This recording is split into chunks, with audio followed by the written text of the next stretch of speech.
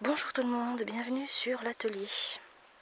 Alors aujourd'hui on va faire le tour de la terrasse pour voir un petit peu comment ça se développe. Et je vais commencer par le Bugdelia. Et surtout vous dire quelque chose sur l'arbre à papillons. En fait le Bugdelia c'est l'arbre à papillons.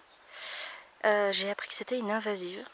Et je l'ai appris tout simplement parce qu'on a plein de petits qui sont nés, qui ont poussé un peu partout et qui se développent très bien. Donc on en a un ici, qui comme vous le voyez, voilà, il a 1 an. Hein.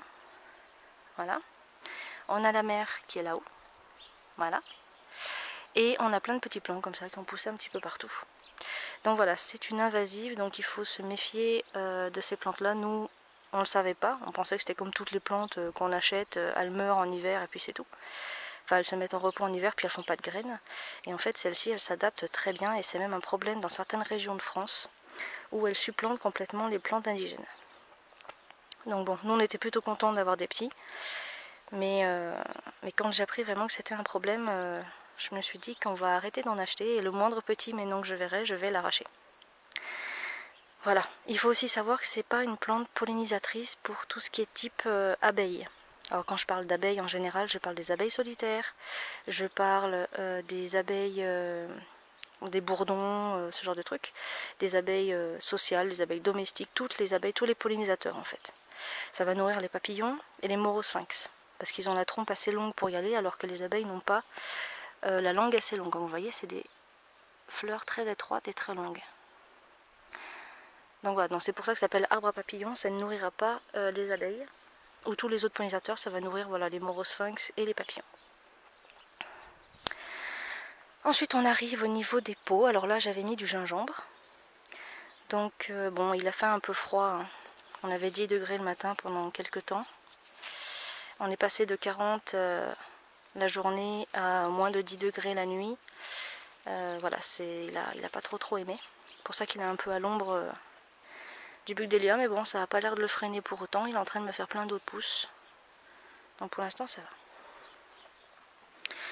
Là, c'est une patate douce blanche. Je savais pas où la mettre au potager. Et comme il y a énormément de campagnols qui m'ont boulotté mes pommes de terre, je l'ai mis en pot. On verra bien ce que ça donne.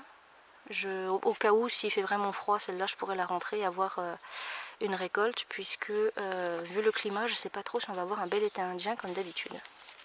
Donc voilà, elle est là en pot. Là, on a le curcuma, qui pousse très bien en Alsace, hein, comme vous le voyez. Donc là, pareil, en pot, tous ils sont en pot, comme ça, si jamais il y a un problème dès le mois de septembre et commence de faire froid, hop, je pourrais les rentrer à l'intérieur de la maison. Mais comme vous voyez, c'est quand même pas mal. Puis c'est très joli la floraison du curcuma. Une très belle fleur blanche, c'est vraiment superbe. Voilà, les troncs sont quand même épais. Hein.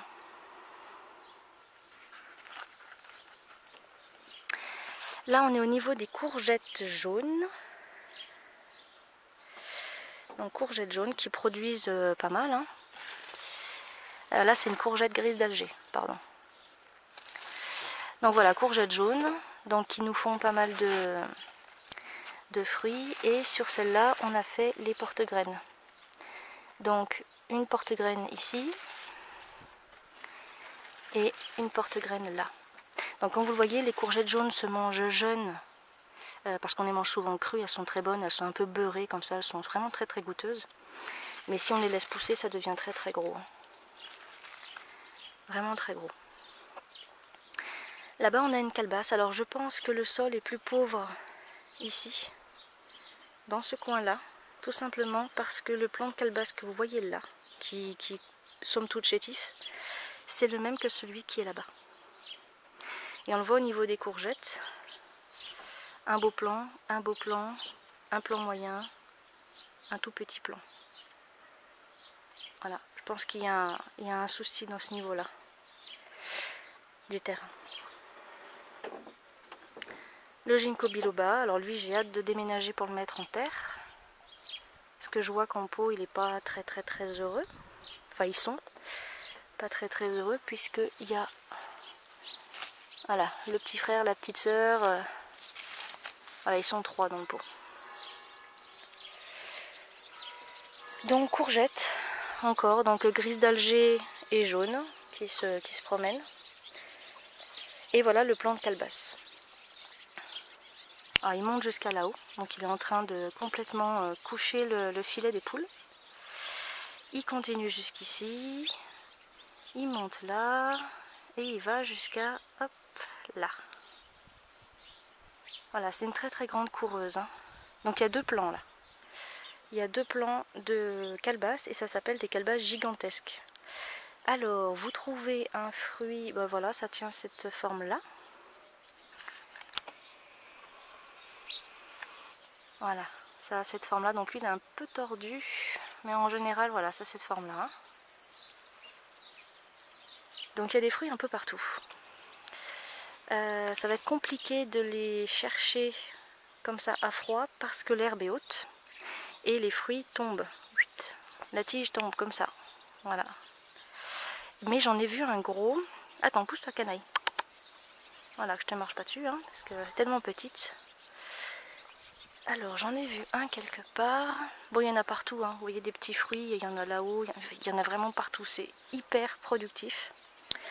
C'était le but en même temps. Je voulais énormément de fruits. Ben, je suis pas déçue du voyage. Il y en a un là. Ouais, il est un petit peu plus gros. Ah bah, il a une belle forme en plus, celui-là. Voilà. Comme un petit bonhomme en fait, comme une gigogne. Et donc voilà, des fruits comme ça, j'en ai partout. C'est hallucinant. Je pensais pas que c'était autant productif, sinon j'aurais mis un pied. Parce que là, c'était un test. Je sais qu'il y en a un par là. Et puis les feuilles sont grandes, il y a plusieurs épaisseurs.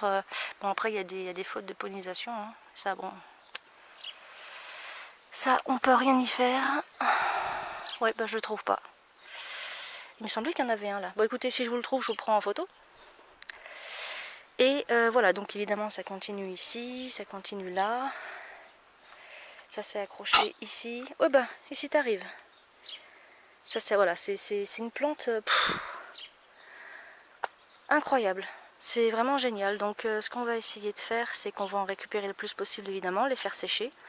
Et puis essayer d'en faire des nids, des saladiers, faire plein de trucs pour s'amuser quoi.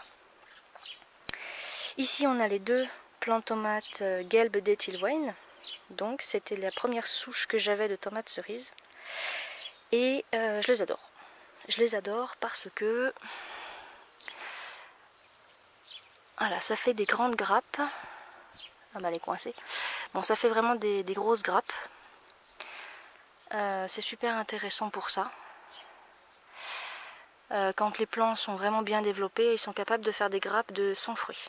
Et évidemment, ils font beaucoup de grappes. Donc ils sont très prolifiques, ils sont très grands. Si on les laisse ramper, moi ils ont rampé jusqu'à 4 mètres de diamètre en pieuvre. Voilà, comme ça. Et c'était énorme quoi. C'était énorme. Donc voilà, des petits fruits en forme de poire, jaune. Le défaut de cette variété, c'est qu'elle est sensible à l'éclatement. C'est-à-dire que s'il fait la canicule et qu'après il pleut beaucoup, tous vos fruits vont se fendiller, vous savez, ils vont éclater à ce niveau-là. Ça va faire une fissure et ça va moisir. Donc c'est dommage. C'est pour ça d'ailleurs que j'avais croisé avec Whippersnapper. Parce que Whippersnapper, c'était une petite tomate cerise rose un petit peu plus grande. Et elle résistait vraiment bien à l'éclatement. Et au bout de 10 ans, j'ai sorti la même taille, la même productivité, mais des fruits un peu plus gros, ovales, jaunes et résistants à l'éclatement. Donc autant vous dire que je suis un peu happy. Là on en a un. Alors pareil, hein, c'est la chasse aux œufs, voilà. La chasse aux œufs de Pâques, la chasse aux fruits de Pâques. Voilà, donc ça c'est la gourde amphore. Donc tacheté avec un grand col, comme ça. Oh, on a des murs, tiens. Et il y en a d'autres qui se baladent, un peu pareil que la calebasse gigantesque. Il y a moins de fruits, par contre j'ai l'impression. Il y a moins de fruits ici. Bon, par contre je vais faire le tour parce que plant de tomates plus plant de courge. Voilà. Il y a moins de fruits et puis on a ce problème là. Alors je sais pas ce qu'elles ont. Je pense qu'elles manquent de fer ou je sais pas de quoi. Je leur donne pas d'engrais, hein, donc là en fait elles sont pas dans de la terre. Avant de faire la terrasse ici, c'était recouvert de BRF, donc à hauteur du bois, on n'avait que du BRF de feuillus. Et tout ce BRF après on l'a mis sur les côtés. Voilà. On a mis les barrières en bois que vous voyez et on a simplement recouvert de foin. Donc là elles sont plantées dans du BRF composté qui a 5 ans. Ça a l'air de marcher, écoutez, mais je crois que ça manque un peu quand même de nutriments, cette histoire.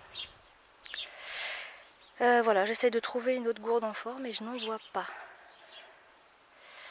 Non, comme ça, en regardant vite fait, j'en vois pas. Bon, après, on a... Alors là, on a un plant de gourde amphore, et là, on a une plate de Corse, voilà. Donc la plate de Corse, il y en a une belle là, ici. Ah, je vais essayer de vous enlever les feuilles sans rien casser, voilà.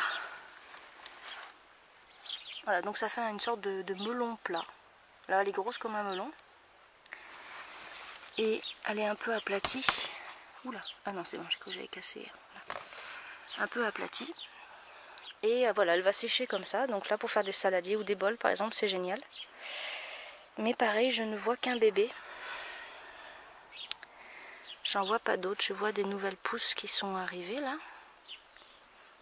Mais j'en vois pas. Par contre, oui, il y a un truc avec les calebasses. Ça a une odeur que je ne supporte pas. Dès qu'on les touche, on a une odeur un peu âcre sur les doigts. Et moi, ça me rend malade direct.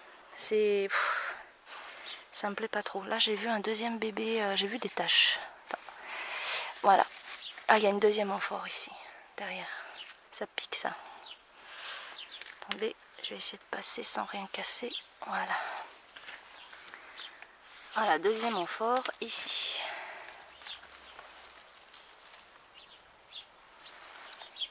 Bon, déjà, si j'en ai deux, hein, ce sera pas mal. Et ça, je sais qu'il n'y a personne qui en a dans le coin. Personne du tout. Donc, j'ai pas assez de plants pour faire de la pollinisation génétique. J'ai essayé, mais bon, avec 2 plants, qu'est-ce que vous voulez faire? Là, un plant. Donc, j'ai dit, bah écoute, diversifiez-vous. Et puis, on va voir. Peut-être que j'aurai des gigantesques tachetés, puis j'aurai des gigantesques en forme de, de plate de Corse. Je sais pas, je verrai bien. De toute façon, j'ai pas la capacité de faire du génétique. C'était vraiment pour tester. C'était un test cette année. J'ai voulu tester. J'en ai pris 3 différentes. Les masses d'Hercule, tout ça, j'en ai pas pris. Je voulais des choses que je pouvais faire, des louches, des saladiers, des bols, des cuillères, pourquoi pas. Donc c'était vraiment les formes que je cherchais. Ma foi, on verra bien ce que ça donne. Hein. J'ai pas été déçue avec les tomates. Pas forcément de risque que je sois déçue avec ça. Donc voilà. Voilà. Là, j'avais fait des semis de noyaux. J'ai gardé plein de noyaux. Et je me retrouve avec plein de choses. Alors des noyaux et des glands aussi. Et je me retrouve avec des arbres, je sais pas ce que c'est. Voilà. J'ai aucune idée de ce que c'est. C'est tous les mêmes. Il y avait plus de noyaux quand je les ai sortis de là. Alors je crois qu'il y a des bouleaux, ça c'est sûr, il y a des bouleaux ici. Mais c'est ces arbres là que je sais pas vraiment ce que c'est. Ouais, ça c'est problématique. Il y a des chênes pédonculés, mais le reste, je sais pas. Là-bas au fond, c'est la 2e génération de curcuma, donc de la maison. Donc j'ai dépoté les curcumas qui étaient là-bas. J'ai récupéré les bébés qu'ils ont fait. Et ça c'est la génération moustique. Donc vous voyez, bah, ils ont l'air de se plaire. Hein. Ils seront un petit peu plus en retard, mais bon, c'est pas grave. Et ici, aux joies, au bonheur, les campagnols ne m'avaient pas bouffé tous mes rocamboles. Il y en avait encore un pied mère qui m'a fait plein de petits. Et je les ai vite récupérés pour les mettre en pot. Donc les rocamboles sont sauvés. C'est dommage parce que le pied mère principal qui m'avait tué, j'avais la souche depuis 5 ans et les bulbes mères étaient gros comme des gros oignons jaunes. Et il me faisait des bulbilles de la taille d'oignons blancs. Vous savez, pas des oignons blancs. Vous savez, on trouve 2 sortes d'oignons blancs. Des petits ronds et des gros plats en frais. Et voilà, ils ont la taille, des gros plats, on va dire qu'ils avaient la taille d'une noix, quoi. Donc je suis un peu dégoûtée à cause de ça. Mais écoutez, c'est pas grave, on repart à 0 et puis ça ira. Voilà, par contre, alors, je lance un appel. Si vous avez des oignons patates, si vous avez la cive Saint-Jacques ou... oui, du poireau à gousse. Oui, ça aussi, ça me plairait, parce que pareil, les campagnols, je savais pas qu'ils mangeaient les aliacées, mais ils m'ont bien bouffé et mes rocamboles et mes poireaux à gousse. Donc voilà, je suis preneuse, ou alors si vous avez d'autres perpétuels que je n'ai pas, je suis toujours intéressée parce que réellement, le potager perpétuel, c'est top. Je crois que je ferai une vidéo rien que là-dessus, parce que c'est vraiment super intéressant. Ça pousse tout seul, c'est moins productif qu'un légume normal. Par exemple, là, les oignons sont plus petits quand ils sont en l'air. Les poireaux à gousses sont plus petits aussi, mais bon, il n'y a pas besoin de s'en occuper et ça se reproduit à une vitesse incroyable. Donc voilà, bah écoutez, là je regarde et faire, oui, on a des sureaux. Alors le sureau, ah bah voilà, vous voulez quelque chose de mellifère pour tout le monde, qui pousse vite, qui se bouture très bien et qui est vraiment pas chiant, c'est le sureau noir. Alors on avait un petit sureau qui avait poussé juste là, voilà, cette année. Le sureau de cette année, elle monte, elle monte, elle monte, elle monte, elle monte, elle monte, elle monte, elle monte, elle monte. Voilà. Il est là. Ici, là. Voilà. Il nous a déjà fait des baies splendides. Des magnifiques grappes un peu partout. Vous voyez le tronc là, au milieu? Voilà, la différence entre le sureau yelbe, qui elle est une herbe et qui est, on va dire, toxique. Il va vous donner une bonne diarrhée, de bons vomissements si vous mangez les baies. Et le grand sureau noir, c'est que le sureau noir, c'est un arbre. Si vous voyez un sureau avec un tronc, c'est un sureau noir. Et si vous habitez en montagne et que ça fait des fruits rouges, c'est un sureau rouge. Mais c'est vrai qu'il est beaucoup plus rare celui-là. D'ailleurs, je vais vous montrer quelque chose. On va sortir de la terrasse tout vite. Parce que je vais vous expliquer comment on bouture le sureau. Et vous allez voir, c'est facile. Alors, ça c'était la cime d'un sureau qui était là dans la haie. Et qui gênait mon voisin en fait, et il ne le voulait pas. Et moi je l'ai coupé pour en faire du purin pour lutter contre les campagnols. Et j'ai récupéré la cime et je l'ai mis dans la terre. Voilà, j'ai un nouveau sureau. Donc extrêmement facile à bouturer. Même pas besoin de le faire à l'étouffer, même pas besoin de rien du tout. C'est incroyablement fertile. Ici on en a partout. Cette année on en a 5 qui sont implantés tout seuls. C'est vraiment génial. Donc si vous voulez une plante mellifère comestible, parce que le sureau noir est comestible. Avec les fleurs, vous faites sécher les fleurs, par exemple, vous pouvez faire un succédané de vanille, une alternative à la vanille. Vous pouvez manger les baies, enfin voilà, c'est vraiment comestible. On s'en sert au jardin et en plus il est mellifère et évidemment il va vous faire des haies vraiment intéressantes, on peut le tailler, il n'y a aucun problème. Là aussi je ferai peut-être une petite vidéo, tiens, parce que cet arbre il le mérite quand même vraiment. Bon voilà, bah allez, cette fois je vous laisse, hein, et puis j'ai quand même du boulot, donc on va aller bosser un petit peu. Et je vous dis écoutez, à bientôt sur l'atelier.